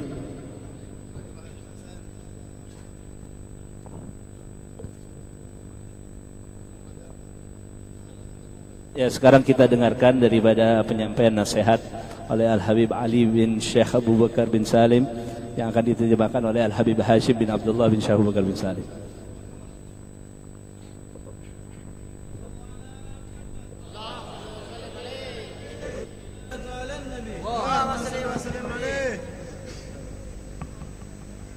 Bismillahirrahmanirrahim. Alhamdulillahi Rabbil Alamin. حمدا نكون به من الصالحين. Alhamdulillah, puji syukur kita terhadap Tuhan yang menciptakan seluruh sekalian alam, yang hamdan, pujian yang membuat kita insyaallah menjadi hamba-hamba yang saleh. ونكون به من المحبوبين عند سيد المرسلين. Dan dengan sebabnya kita menjadi hamba-hamba yang dicintai oleh Nabi besar Muhammad, pemimpin para nabi dan حمدا rasul. كثيرا طيبا مباركا فيه. Pujian yang banyak yang berkah di dalamnya. ونصلي ونسلم على سيدنا محمد Dan kita lakukan salawat terhadap pemimpin kita Nabi besar Muhammad. صلاة تغفر بها الذنوب. Salawat yang sebabnya Allah ampuni semua dosa. آمين اللهم آمين. Allahumma amin. صلاة ترفع بها الهموم. Salawat yang dengan sebabnya segala apa yang menjadi masalah kita diselesaikan oleh Allah. آمين اللهم آمين. صلاة نكون بها من المحبوبين عنده وعند رب العالمين. Salawat yang kita dijadikan oleh Allah sebabnya dicintai oleh Nabi besar Muhammad dan dicintai oleh Tuhan kita Allah. والحمد لله الذي جمعنا وإياكم Dan segala puji bagi Allah telah mengumpulkan kita semua di tempat sini في هذا الاحتفال المبارك dalam acara perayaan yang berkah ini, تعظيما لرسول الله karena mengagungkan Rasulullah, محبة لرسول karena الله kecintaan kita kepada Rasulullah, شوقا لرسول dan الله. kerinduan kita kepada Rasulullah. وإذا لم نحب رسول الله نحب من؟ Kalau kita tidak cinta kepada Rasulullah, kita cinta siapa? أمرنا الله بمحبته Allah perintahkan kita untuk mencintainya. المحبة الكبرى للحق سبحانه وتعالى أولا Kecintaan yang terbesar bagi Tuhan kita Allah pertama kalinya, الذي خلقنا yang telah menciptakan kita, وأوجدنا من العدم. yang telah mengadakan kita dari tiada. أين كنا قبل 50 سنة 60 سنة؟ كلنا ما حد موجود مننا إلا من هو فوق 60 70 غير موجودين كلنا هؤلاء. Kita sebelum 5 tahun atau 60 tahun atau 70 tahun yang lalu kita tidak ada, dan mungkin ada orang-orang yang umurnya lebih mungkin ada. الحمد لله أوجدنا الله في هذا العالم Tapi alhamdulillah setelah itu Allah adakan kita di alam ini عبر أمهاتنا وعبر آبائنا melalui orang tua, ayah dan bunda kita. وجزاهم الله خير. Maka mudah Allah balas mereka dengan لو ما kebaikan. أبيك ما جئت، لو ما أمك ما جئت، Kalau bukan ayah dan bunda kita, kita tidak akan pernah ada di sini. لو ما أبيك وأمك ما جئت ولا آمنت بالله، Kalau bukan kedua orang tua kita, kita tidak datang dan tidak beriman kepada ولا Allah. كنت من أمة رسول الله. Dan kita tidak mungkin menjadi umat Rasulullah. فعظمة الأب والأم ماشي مثلها عظمة أبدا. Keagungan ada ayah dan bunda tidak ada sepertinya keagungan seperti selainnya. من الحماقة إن الواحد يظن إنه أفضل من أبوه أو أفضل من أمه، مجنون هذا. Termasuk ahmak atau orang yang dungu atau bebal atau bungul bahasa kita, kalau orang menyangka dia lebih baik dari ayahnya, bahkan mungkin itu termasuk orang yang gila. حتى لو حفظ القرآن وكان عالم ولا تاجر من إيش، لو ما أبوك وأمك ما جيت كلك أنت. Walaupun dia hafal Al-Quran, dia orang alim, bahkan orang yang kaya, ketahuilah bahwa kalau bukan ayah bunda kita, kita tidak ada. انتبه، تظن أو شيء تخليك الشك إنك أنت أفضل من أبوك وأمك، هذا حماقة وهذا ذنب كبير. Dan awas, hati-hati, jangan sampai kita merasa kita lebih baik dari ayah bunda kita dengan apa yang kita miliki. Awas, itu merupakan suatu kedunguan, bahkan itu adalah sesuatu yang dosa besar. من اعتقد إنه أفضل من أي أحد هذا كبر والعياذ بالله، فكيف بأبيك وأمك؟ Barang siapa yang menyangka dia lebih baik dari salah satu di antara saudara-saudaranya, itu merupakan suatu yang besar, itu dosa besar, apalagi dari orang tuanya. والحبيب صلى الله عليه وسلم يقول لا يدخل الجنة من كان في قلبه مثقال ذرة من كبر. Rasulullah mengatakan tidak akan pernah masuk ke dalam surga siapa yang ada masih tersisa dalam hatinya kesombongan. أفضل من هذا في ماذا؟ Ia merasa lebih afdal dari orang itu, dari apa lebih afdal? أنت أفضل من هذا إن دخلت الجنة وهو ما دخل الجنة، أفضل بس. Engkau pasti akan lebih afdal dari seorang ini kalau engkau bisa masuk ke dalam surga itu saja. أما قبل ما تدخل الجنة ما ندري، ممكن هو يدخل الجنة وأنت ما تدخل الجنة، مصيبة كبيرة. Adapun sudah masuk ke dalam surga kita tidak tahu, mungkin ia masuk ke dalam surga, kita tidak masuk ke dalam surga, itu adalah musibah yang besar. عظم من حواليك، Agungkan orang-orang yang ada di sekitarmu. احترم من حواليك، Hormati orang yang ada di sekitarmu. استمد بالأدب ممن Dan حواليك. berusaha mengambil anugerah Allah dengan beradab terhadap orang yang ada di sekitarmu. إذا تأدبت مع أحد أعطاك الله خير كبير. Jika engkau beradab terhadap seseorang siapapun dia, maka Allah akan berikan engkau kebaikan yang besar. حتى تأدبت مع من لا يحبك، مع من يحبك تأدبت معه لله، الله يعطيك.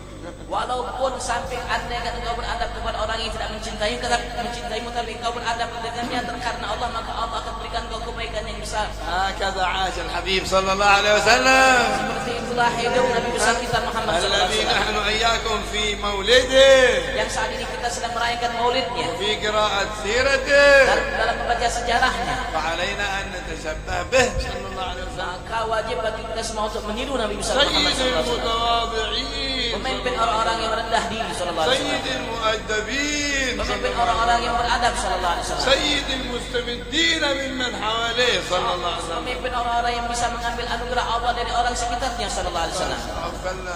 الخطر أن يعتقد الإنسان أنه أفضل من أحد. Termasuk sesuatu yang amat berbahaya bagi seseorang kalau ia meyakini bahwa dirinya lebih baik dari seseorang. كان جالس النبي صلى الله عليه وسلم والصحابة موجودين. Pada suatu ketika Rasulullah sedang duduk dan sahabat berada di sekitar beliau. لا ودخل واحد رجل فيه لحية كبيرة ما شاء الله، آثار الوضوء الماء يقطر من لحيته. Tiba-tiba masuk ke majelis tersebut seseorang yang punya jenggot yang besar dan kelihatan namanya air wudu itu menetes dari jenggotnya. وكان مشهور بين الصحابة بالعبادة الكثيرة.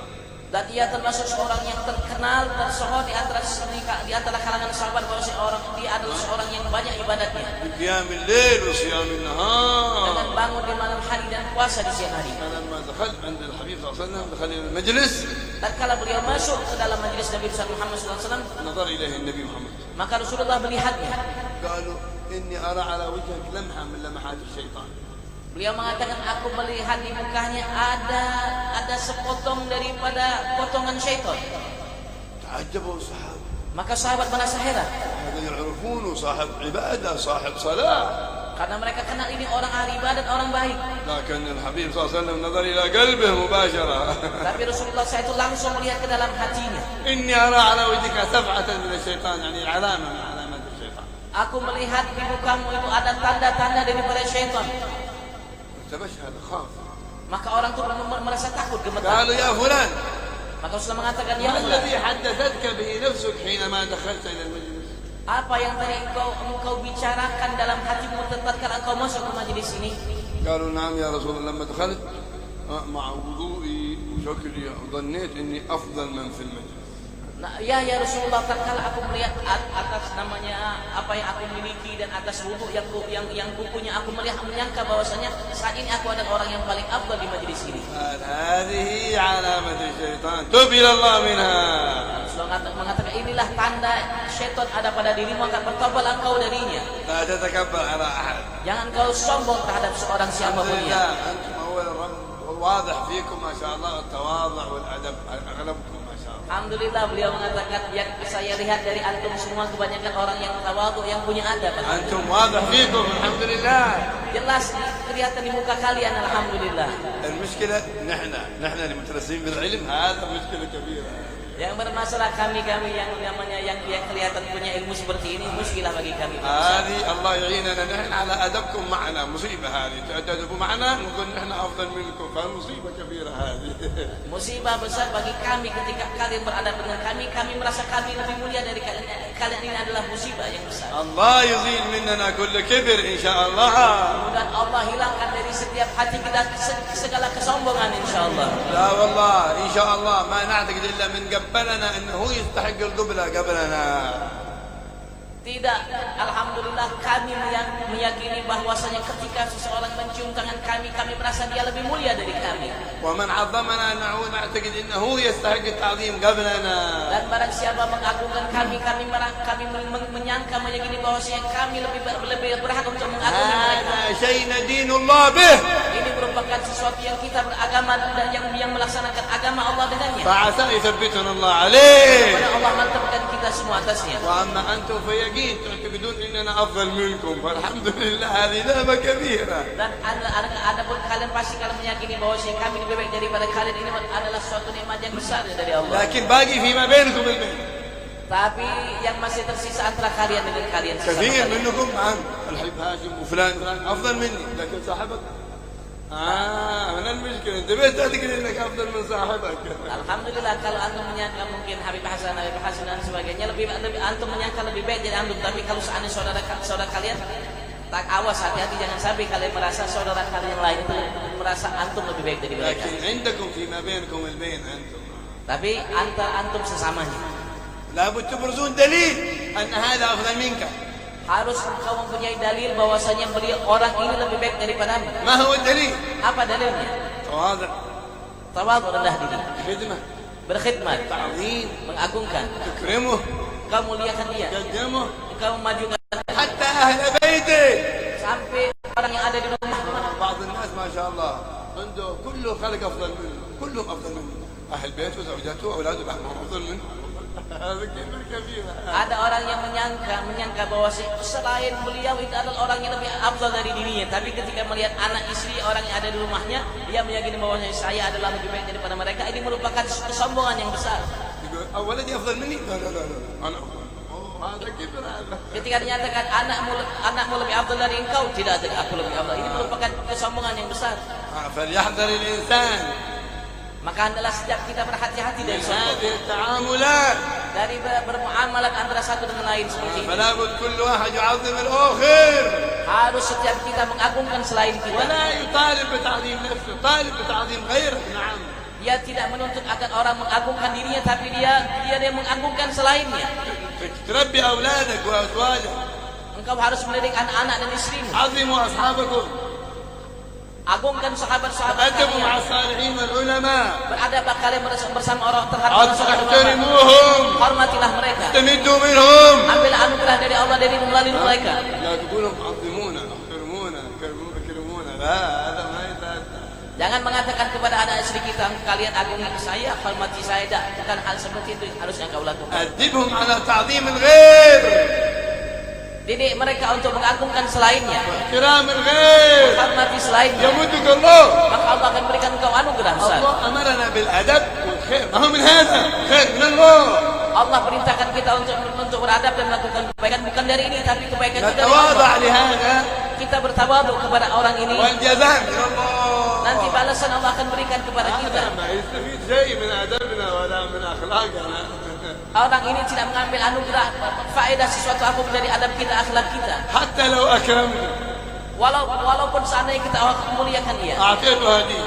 kita berikan dia hadiah. أعطيت من هدية. Engkau berikan hadiah kepada siapa? أعطيت من؟ Berikan kepada siapa? أعطيت نفسك. Engkau berikan untuk dirimu. ثواب لهذا ولا لك؟ Pahala untuk orang itu yang kau berikan atau untuk dirimu yang memberi? الثواب لهذا ولا لك؟ Pahala baginya atau untukmu yang memberi? الثواب لك. Pahala itu yang engkau yang akan فأنت dapatkan. أعطيت نفسك. Artinya hakikatnya engkau telah memberikan kebaikan أكرمت untuk dirimu. نفسك. Engkau muliakan dirimu sendiri. تأدبت مع نفسك. Engkau beradab terhadap dirimu.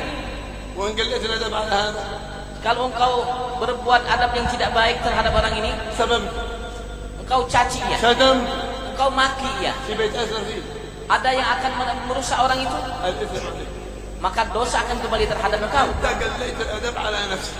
Artinya engkau telah berbuat adab yang tidak baik terhadap dirimu. من عمل صالحا Allah berfirman, فلنفسه barang siapa berbuat amal soleh maka kebaikannya untuk dirinya. ومن أساء Barang siapa berbuat tidak baik maka فعليها atasnya dosa dari وما keburukannya. ربك بظلام Dan للعبيد. Tuhanmu tidak berbuat zalim terhadap hambanya sama sekali. فمن أكرم أحد إنما أكرم نفسه.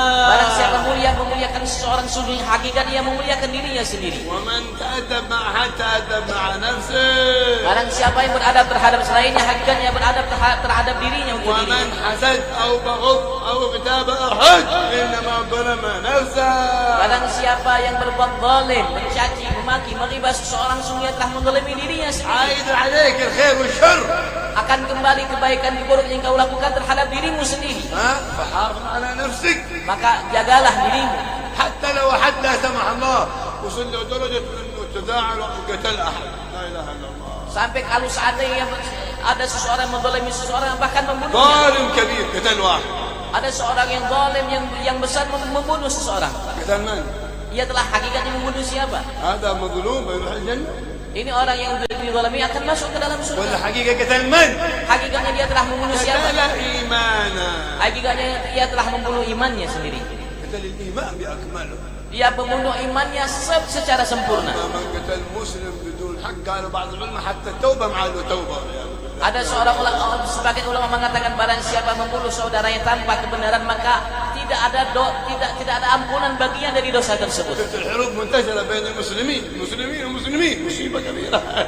Coba kita lihat sekarang ini terjadi peperangan antara muslim dengan muslim, saling membunuh, ini adalah musibah yang besar. أعظم الذنوب بعد الإشراك بالله قتل المسلم بغير حق. لا إله إلا الله. Dosa yang paling besar setelah mensyirikkan menyekutukan Allah Subhanahu wa taala, membunuh seseorang muslim tanpa hak. هذه أخلاق الحبيب محمد صلى الله عليه Ini وسلم. merupakan akhlak Nabi besar Muhammad kekasih Allah sallallahu alaihi wasallam. يعيش بالتواضع والأدب في أهله وأولاده.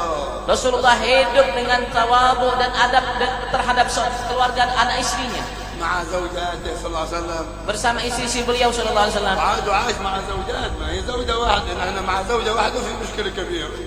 Beliau hidup bersama istri yang banyak. Dan kalau kita ini hidup bersama istri yang istri satu tapi muslimahnya besar.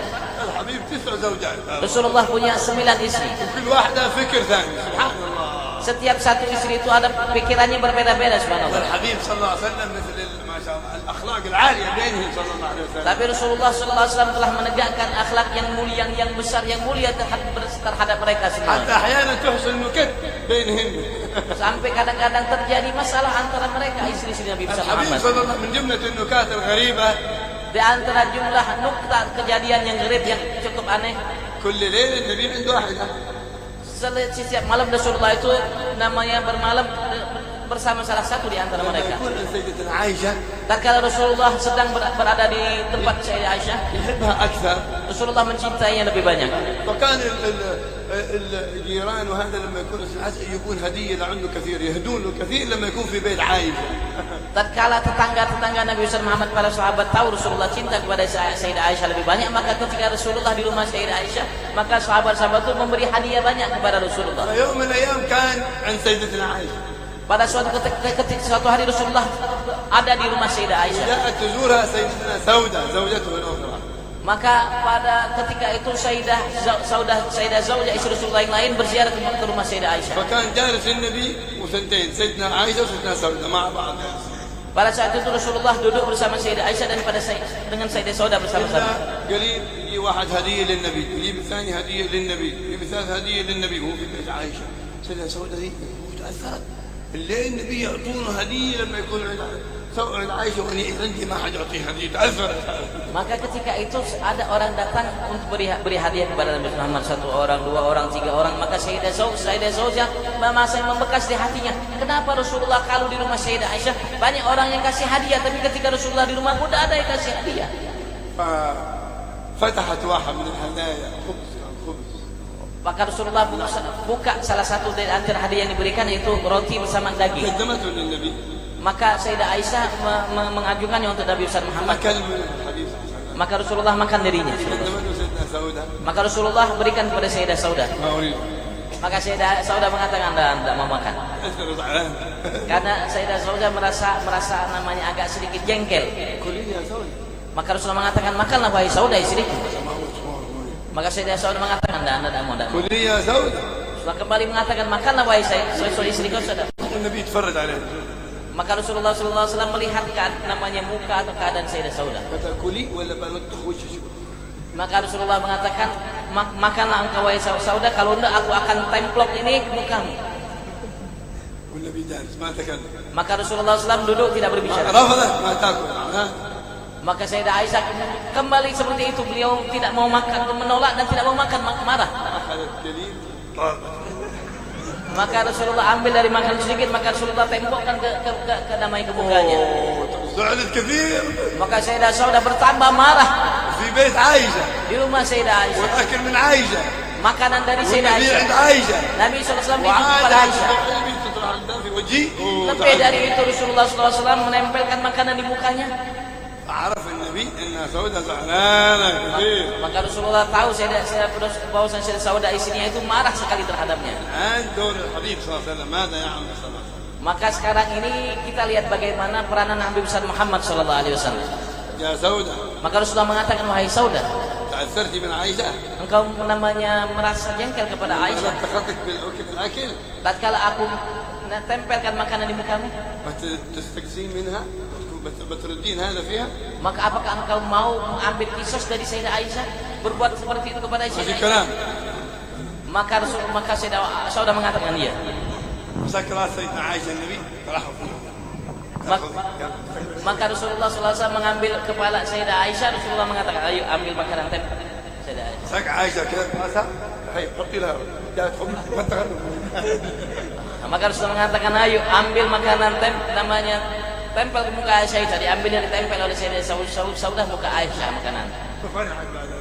Maka seluruh Sayyidah Saudah merasa gembira, senang. كلهم فرحانين. Dan mereka bangun dari tempat duduk mereka dalam keadaan sama-sama senang. هكذا الحبيب صلى الله عليه وسلم. Begitulah yang dilakukan oleh Nabi besar Muhammad SAW. تعامل حتى مع أولاده ومع زوجاته صلى الله عليه وسلم. Maka Rasulullah SAW bermuamalah dengan baik walaupun bersama istri dan ما anak-anaknya. أحد متأثر منه أبدا.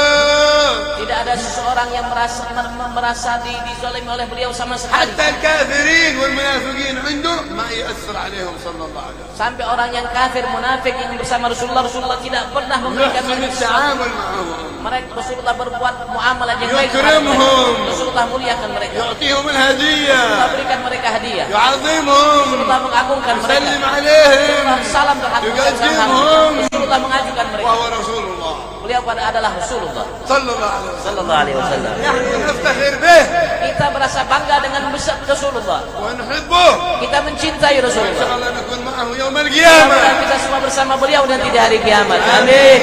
إن شاء الله يكتب الله لنا من آداب النبي إن شاء Mudah Allah الله berikan kita adab-adab Nabi besar Muhammad untuk diri kita. Amin. نعيش بالآداب مع أهلنا Kita hidup dengan adab beliau bersama keluarga مع kita, أولادنا bersama anak-anak kita, مع طلابنا bersama murid-murid مع kita, كبارنا bersama orang yang lebih tua dari kita, yang lebih kecil dari kita. نكون محبوبين عندهم إن شاء Mudah kita الله semua menjadi hamba yang dicinta oleh beliau insyaallah. وإذا أحبوك من حواليك أحبك رسول الله Apabila orang-orang di sekitarmu mencintaimu, maka engkau akan dicintai oleh Rasulullah. وإذا أحبك رسول الله رضي الله عنك Jika Rasulullah telah mencintaimu, pasti Allah akan meridaimu. وإذا رضي الله عنك لم يعذبك أبدا Jika Allah telah meridaimu, Allah tidak akan pernah mengazabmu selamanya.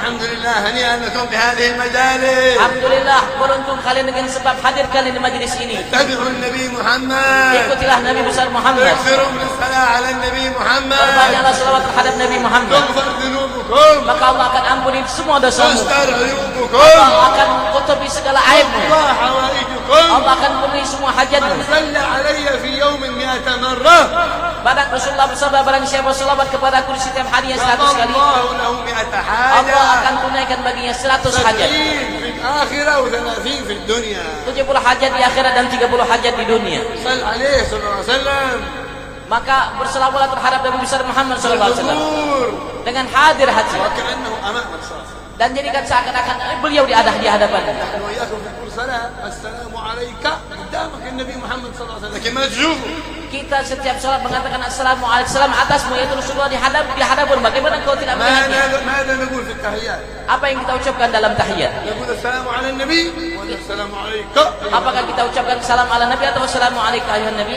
هذا كاف الخطاب Ini kak untuk khitab orang yang ada di hadapan السلام kita. عليك أيها النبي ورحمة الله وبركاته Kita mengatakan assalam terhadapmu wahai Nabi dan Muhammad, Allah berkahnya untukmu. فيرد علينا السلام Maka Rasulullah pasti akan membalas salam kita. وإذا رد السلام كان السلام من الله والحمد لله Kalau beliau telah menjawab salam kita, maka akan kita mendapat salam dari Allah. من صلى Alhamdulillah. على النبي رحمه الله Barang siapa selawat terhadap Nabi, Allah akan rahmati ia. من سلم على النبي سلمه الله ورد عليه السلام الله Barang siapa ucapkan salam terhadap Nabi, maka Allah akan balas salamnya dan Allah akan berikan dia salam. فكل الخير يعود على الإنسان Maka segala kebaikan yang ia lakukan oleh seorang akan kembali kepada dirinya. والشر كذلك يعود على الإنسان Begitu juga perbuatan yang tidak baik akan kembali kepada dirinya. إن شاء الله يوفقنا الله وإياكم للخير Mudah-mudahan Allah berikan kita kemudahan untuk melakukan segala kebaikan. إن شاء الله Amin. يوم خميس اليوم خميس يوم عرض الأعمال على الله InsyaAllah ini hari Kamis, hari amal-amal kita diajukan, dihadapkan ke hadapan Allah. هذا المجلس على رسول Dan الله majlis ini insyaAllah dibawa untuk menghadap ويفرح Rasulullah. رسول الله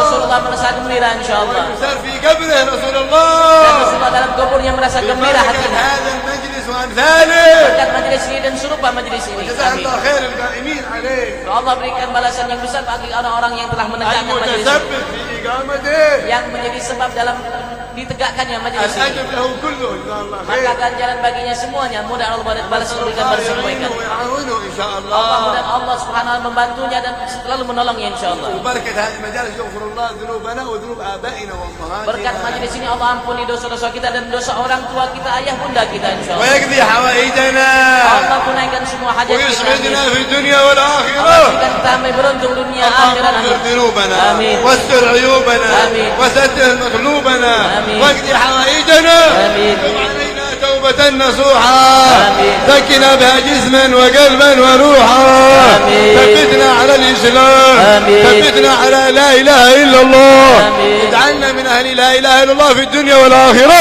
آمين. واجعلنا مع الحبيب إلى الجنة آمين. يا كريم يا وهاب آمين. أهلنا وأولادنا أجمعين آمين. ومن في بيوتنا يا الله أهل آمين. هذا البلد أجمعين آمين. اصلحنا يا رب العالمين Amin.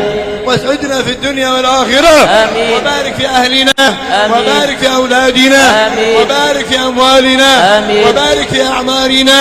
آمين. وبارك في كل ما أنعمت به علينا.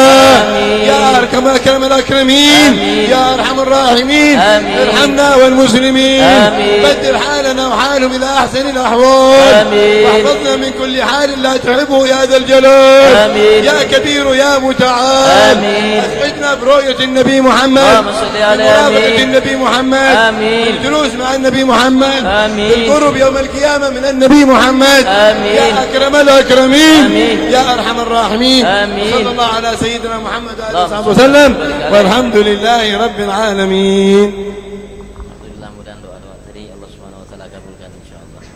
Dan saya minta maaf kalau ada kurang-kurang dalam penerjemahan atau kurang pas kalimatnya dalam terjemah. Assalamualaikum warahmatullahi wabarakatuh.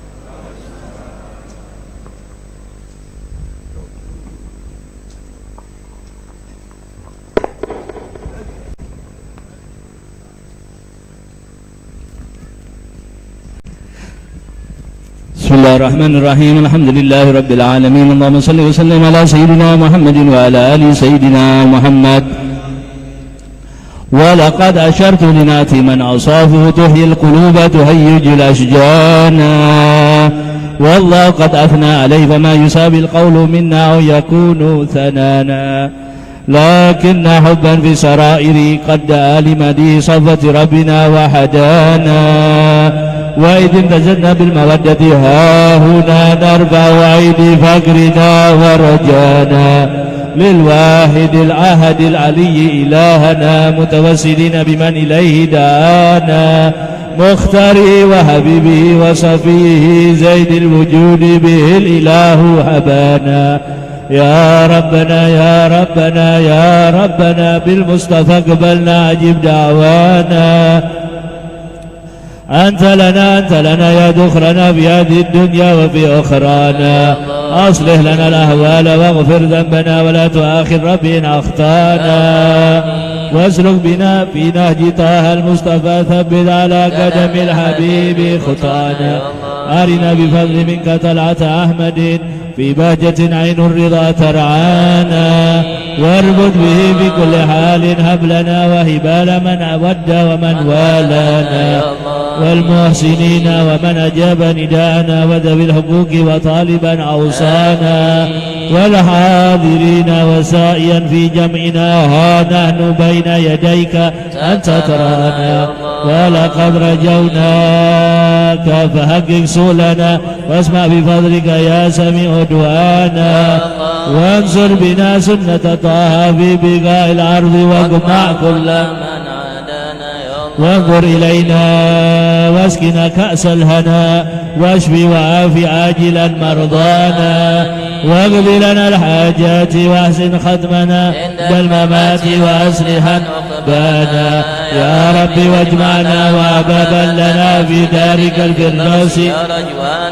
يا رب واجمعنا وأبابا لنا في دارك الفردوس يا ربي واجمعنا وأحبابا لنا في دارك الفردوس بالمصطفى صل عليه وآله ما حر قدره الصلاة والصلاة سبحان ربك رب العزة عما يصفون وسلام على المرسلين الحمد لله رب العالمين. الصلاة والسلام عليك يا سيد المرسلين الصلاة والسلام عليك يا خاتم النبيين الصلاة والسلام عليك يا من أرسله الله رحمة للعالمين ورضي الله تعالى عن أصحاب رسول الله أجمعين آمين.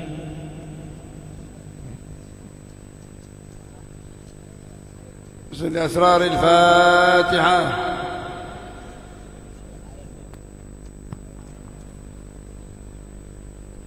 Kita ada airnya. Air aja. Tidak ada telurnya. Tidak ada telurnya. Telong kan ada telur. Telur kan ada. Air aja ya. Tapi air ini air sakti namanya. Nah, karena yang minum jadi hamba yang Allah terangi hatinya. Allah lapangkan dadanya. Allah hilangkan galau risaunya.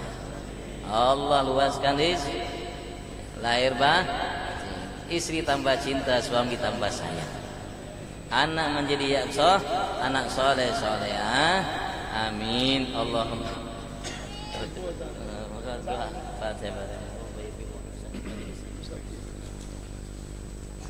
Allahumma salli ala sayyidina Muhammad. Tadi Habib Ali bilang orang yang berbuat baik hakikatnya ia berbuat baik kepada dirinya. Jadi kalau beli air ini artinya dia beli kebaikan untuk dirinya.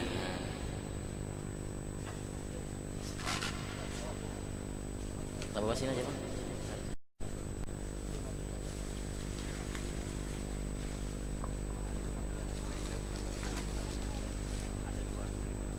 Ada kalender juga ya, ada kalender juga di luar sana, ada kalender 2020 namanya kalender sakti.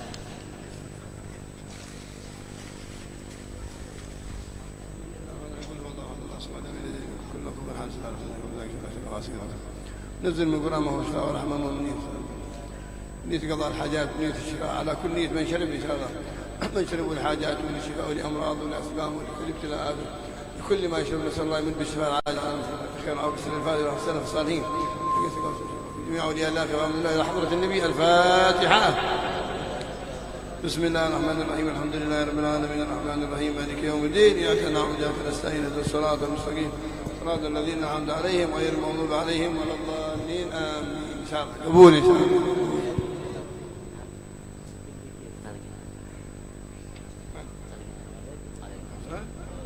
البارح حرمت اليوم مسكت.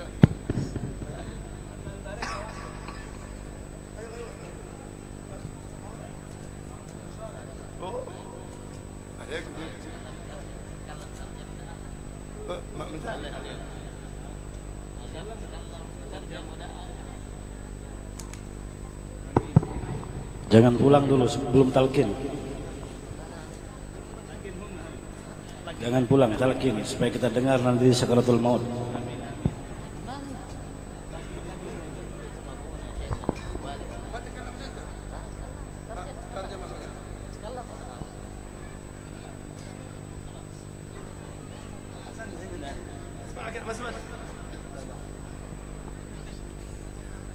بسم الله الرحمن الرحيم. نقول إن شاء الله مثل ما قال هذا السلف الصالح إلى النبي محمد صلى الله عليه وسلم.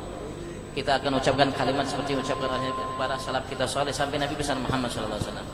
حق سبحانه والنبي محمد أعطاه إياها سبحانه وتعالى.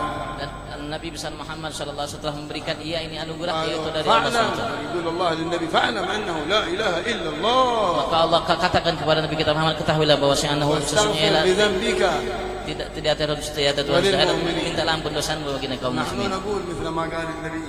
Kita akan ucapkan apa yang diucapkan dahulu oleh Nabi besar Muhammad insyaallah.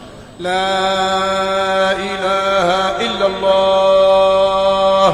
La ilaha illallah. La ilaha illallah. La ilaha illallah.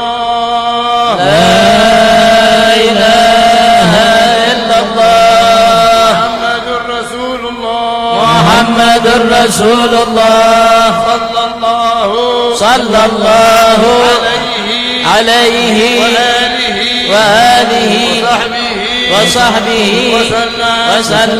استغفر الله استغفر الله استغفر الله استغفر الله استغفر الله استغفر الله العظيم استغفر الله العظيم الذي لا إله إلا هو إله إلا هو الحي القيوم ونتوب إليه نستغفر الله العظيم الذي لا إله إلا هو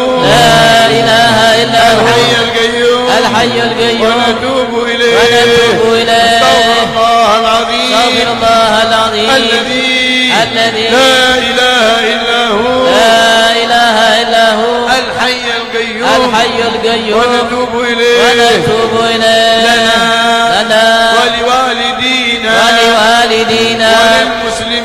وللمسلمين والمسلمات والمؤمنين والمؤمنات الأحياء والأموات اللهم اغفر ذنوبنا وتب علينا وبدل سيئاتنا حسنات يا الله ثبتنا على لا إله إلا الله وأحيينا على لا إله إلا الله وأمتنا على لا إله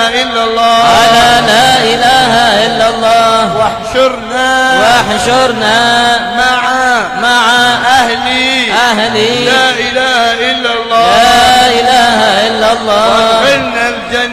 وادخلنا الجنة مع أهل لا إله إلا الله محمد رسول الله صلى الله عليه وآله وصحبه وسلم. عليها نحيا وعليها نموت. اللهم ثبتنا عليها واجعلنا من أهلها في كل حال. وسر أسرارها واجعلنا من أهلها يا رب العالمين. واجعلنا نطقنا كما نطق بها رسول الله وكما نطق بها أنبياء الله يا أكرم الأكرمين يا رحمن سر أسرار الفاتحة.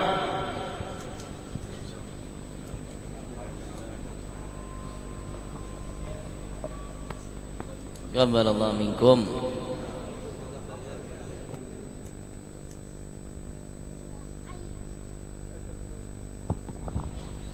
Sekian demikian semua rangkaian acara kita. Mohon kami ucapkan terima kasih atas kehadiran, bantuan dan segala partisipasi, dan mohon ampun maaf atas salah kurang dan khilafnya. InsyaAllah kita semua adalah orang-orang yang beruntung. Bahkan man ra'ahum aw ra'a man ra'ahum. Ini saja, mohon ampun maaf. Assalamualaikum warahmatullahi wabarakatuh.